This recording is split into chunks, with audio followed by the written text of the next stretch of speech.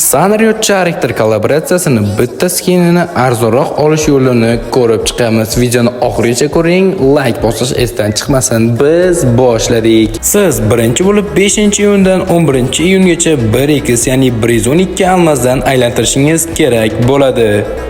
Endilikda siz Mobile Legends'dan tashqari boshqa o'yinlarga ham donat qilishingiz mumkin. Telegramdagi Buypin bot orqali barcha o'yinlarga arzon narxlarda donat qiling.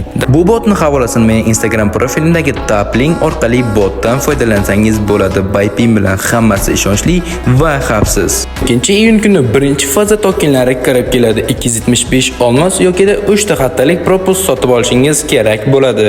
O'sha faza tokenini siz bir martalik aylantirsangiz bo'ladi va 138 almasni xohlagan narsaga ishlatsangiz bo'ladi va sizga bepulga 16 ta token beriladi va 16 ta tokenga ham aylantirishingiz kerak bo'ladi. 13-iyundan 18-iyungacha bo'lgan oralig'ida siz 112 olmosdan aylantirib borishingiz kerak bo'ladi. 19-iyun kuni ikkinchi faza tokenlari kirib keladi. Bunda ham siz 275 olmos xarid qilib yoki 3 ta haftalik propus sotib olishingiz kerak bo'ladi. Ushbu faza kunida siz bir martalik aylantirishingiz kerak bo'ladi va 138 olmosini xohlagan joyga ishlatishingiz kerak bo'ladi va sizga 16 ta token beriladi va bu 16 ta tokenni ham aylantirishingiz kerak bo'ladi. 20-iyundan 2-iyulgacha bo'lgan oralig'ida siz 112 olmosdan aylantirib borasiz. Ushbu miqdordagi olmosga olasiz.